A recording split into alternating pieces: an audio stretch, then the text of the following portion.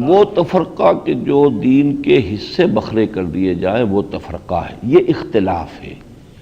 اور اختلاف و امتی رحمتن یہ حدیث بھی ہے، اور یہ سارے اختلافات مبنی ہیں مختلف روایات پر، اور یقین سے میں کہہ سکتا ہوں کہ یہ سارے جو بھی مسلک ہیں ہمارے، حضور نے اس کے مطابق عمل کیا ہے، اور ان چیزوں میں جن چیزوں میں حضور نے رکھی ہے یہ گنجائش، اس میں ہمیں تنگی نہیں کرنی چاہیے۔ کبھی آپ نے ہاتھ کھول کر نماز پڑھ لی ہے، کبھی یہاں ہاتھ باندھ لیے، کبھی یہاں باندھ لیے ہیں،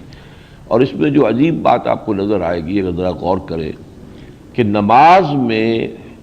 95% اتفاق ہے ہمارا، اختلاف صرف ان چیزوں میں ہے کہ جس میں کانگریگیشن جو ہے جماعت، اس کی فارمیشن ٹوٹتی نہیں ہے۔ 1400 برس ہو گئے اور کتنی بڑی امت ہے یہ، کہیں یہ نہیں ہے کہ جیسے کہ نماز میں رکوع ایک ہے سجدہ بھی ایک ہے۔ اب اگر یہ بھی کسی کی رائے ہوتی تو وہ ایک سجدہ کر کے کھڑا ہو جاتا اور دوسرا جو ہے ابھی دوسرا سجدہ کرتا، جماعت ٹوٹ جاتی، کانگریگیشن پریڈ جو ہے وہ ٹوٹ جاتی۔ یہ اختلاف ہی نہیں کہیں، وہی ہے، ایک رکوع ہے، پھر کھڑے ہونا ہے، پھر سجدے میں جانا ہے، پھر بیٹھنا ہے، پھر سجدے میں، یہ ہے، اس میں کوئی اختلاف نہیں۔ 4 رکعتیں ہیں، 3 ہیں، 2 ہیں، کوئی اختلاف نہیں۔ تو جماعت اسی کو کہتے ہیں، ایسی مونوٹنی بھی نہیں چاہیے، اختلاف کا جو ہے وہ بھی ایک رنگ ہوتا ہے، اس میں وسعت پیدا ہو جاتی ہے۔ ان اختلافات کی وجہ سے یہ جو ہو جاتا ہے تم اور میں اور تم تو کافر ہی ہو گئے ہو، بس ہم مسلمان رہ گئے، یہ ہے حماقت، پاگل پن۔ ان چیزوں کے اندر جو ہے وہ روایات ہیں، سب کے پاس دلائل ہے۔ اب اگر وہابی یا اہل حدیث کہتے ہیں کہ صاحب یہ 20 رکعتیں ثابت نہیں، ٹھیک ہے، دلیل ہے ان کے پاس، وہ کہتے ہیں کہ حضور نے صرف 8 رکعت پڑھی ہے، 20 ثابت نہیں، ٹھیک ہے، لیکن حضور نے پھر جماعت کروائی ہے 8 کی صرف 3 دن، پھر 30 دن آپ نہ کرائیں جماعت۔ ہماری دلیل یہ ہے، اس لیے کہ ہماری دلیل یہ ہے کہ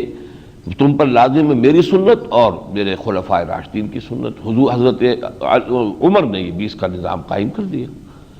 اور 30 کا دن یا 29 دن یہ نماز ہوتی ہے، جبکہ حضور نے صرف 3 دن جماعت کرائی ہے، چوتھے دن نہیں کرائی،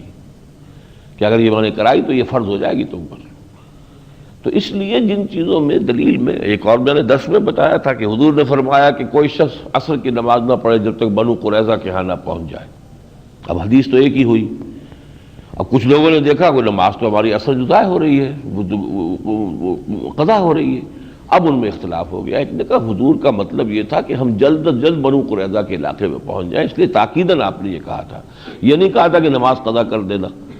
کچھ نے کہا نہیں صاحب، حضور نے فرمایا تھا کہ نماز مت پڑھنا جب تک کہ پہنچ نہ جاؤ، اب قضا ہوتی ہے یا جو بھی ہوتی ہے، حضور کا حکم ہم نے تو ماننا ہے۔ دونوں نے علیحدہ علیحدہ اپنی رائے پر عمل کیا۔ حضور کو جب بتایا گیا، حضور نے کہا دونوں نے ٹھیک کیا، دونوں نے ٹھیک کیا۔ ایک نے حضور کے قول کی حکمت معلوم کی، اس پر عمل کر لیا، ایک نے کہا حکمت ہم نہیں جانتے، جو الفاظ ہیں حضور کے ہم اس پر عمل کریں گے، ٹھیک ہے بھائی۔ دونوں کی تصویب کی، اتنی وسعت دی ہے اللہ کے رسول نے ہمیں ان چیزوں کے اندر،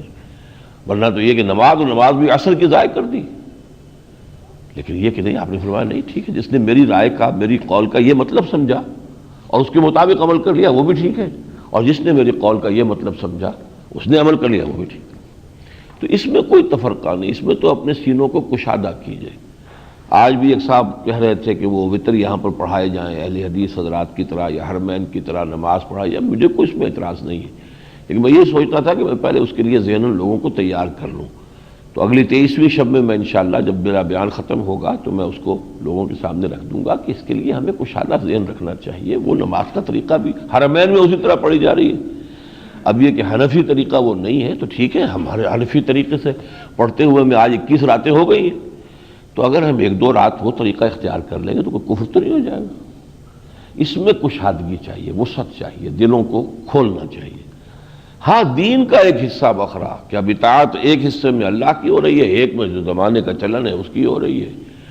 کاروبار میں سود چل رہا ہے، ویسے ہر سال جو ہے عمرہ، یہ ہے بدماشی، یہ ہے بغاوت اللہ سے۔ اس کی کیوں کوئی بھی پرواہ نہیں کرتا، تم بھی سودی کاروبار کرو میں بھی کروں گا، سارا جھگڑا میرا اور تمہارا رفع یدین پہ ہے۔ تم نے ٹانگیں چوڑی کر لی تم میرے ساتھی ہو، تم نے ٹانگیں کم کر دی تم کافر ہو گئے۔ یہ ہے اصل میں، تو ساری گندگی اس میں ہے۔